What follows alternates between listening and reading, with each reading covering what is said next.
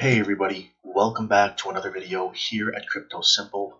My name is Anthony, and let's just discuss about Cardano here today, some price analysis. I got some news as well that I thought was very important and very reassuring for just Cardano holders.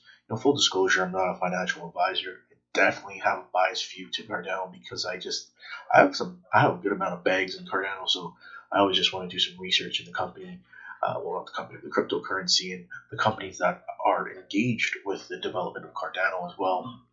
So, without further ado, let's just take a look at the analysis of Cardano. Pretty simple here today, guys. We've gone through this consolidation phase, especially because of, external factors outside of the cryptocurrency markets that are causing this huge. There was a panic. There's definitely been a panic for the past 2 or 3 weeks, and you've definitely seen that cryptocurrencies are starting to become a little bit more included within the regular everyday market, like the DAX, Nikkei, S&P 500. You notice that they're correlated in a sense. They're not correlated completely, but there definitely is a form of congruency, I guess, that you can see with some of the markets, because in the end of the day, these markets and these candlesticks are confirming about human emotion.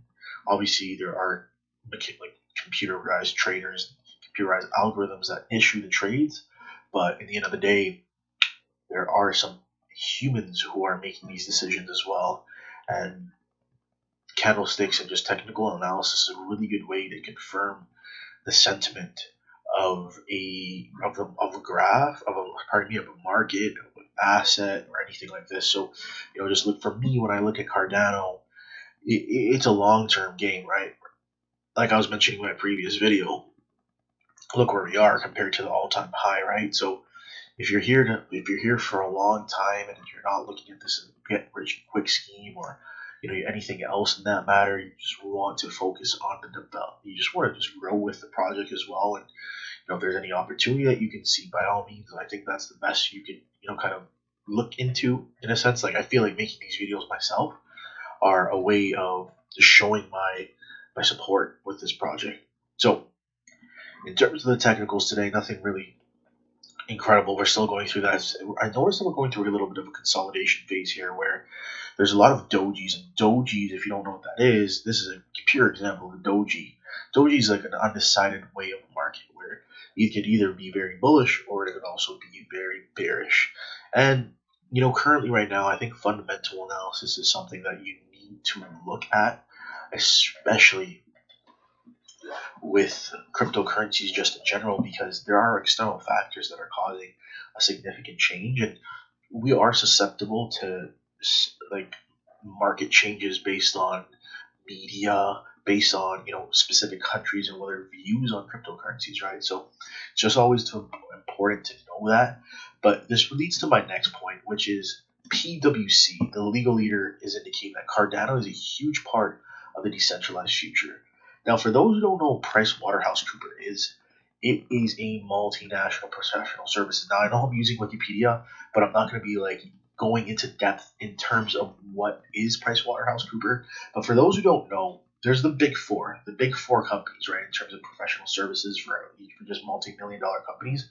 I'm sure you've heard it: Deloitte, KPMG, EY, and PwC. So if you know anyone who works there, it's like a prestige company to be working for. So the fact that the legal leader is saying that the fact that Cardano is partnered with PricewaterhouseCoopers, I can't even tell you. I've never really seen any other cryptocurrency who has done that, right? It just goes to show the validity of this project, right? This project is definitely doing its due diligence and making sure that they're partnering up with serious partners, guys. They're working with them, of course, and I'm sure they're definitely, as you can see, PwC will drive a Cardano commercialization strategy, right? So PricewaterhouseCoopers is notorious for this. So, if you were to take a look at what PricewaterhouseCoopers has done, I mean, there's so many things. So it's like a consulting firm, guys. So for those who don't know, depending if it's a startup or a multi-million-dollar company or a billion-dollar company trying to take it to the next level, ideally PricewaterhouseCoopers or any of the Big Four accounting firms will kind of show, excuse me, will kind of show in terms of their back end, where their accounting or in terms of their finances, what is necessary to make the correct decisions in terms of partnerships, in terms of operations, in terms of acquisitions as well, right? Because one thing we need to realize is you're starting to notice with a lot of cryptocurrencies, what they're doing is they're acquiring other companies and using them as a form of an umbrella, where they're like a corporation in a sense, but obviously they're not. They're not even legal entities. They're, according to what Charles Hoskinson was saying, was they're just a non-profit organization, and the actual umbrella companies or the companies who are working on the project are the public or the actual companies itself. So it's just a foundation, right? So the fact that PricewaterhouseCoopers is working with them is it's huge. I can't even tell you they've grossed 41.3 billion in 2018. I mean, it's a significant amount of profit. So there's a lot of companies that are working for them. So let's take a look and read. So Dobrauz claims that, according to this who's Dobrauz, Gunther Dobrauz, who is the legal leader for the Big Four Auditor, right, their auditing firm, has long been saying that decentralization is the future. There's no doubt about that. If you don't believe that decentralization is the future, I recommend you do some research, because it definitely is. I mean, need I say more? Need I say more? Okay.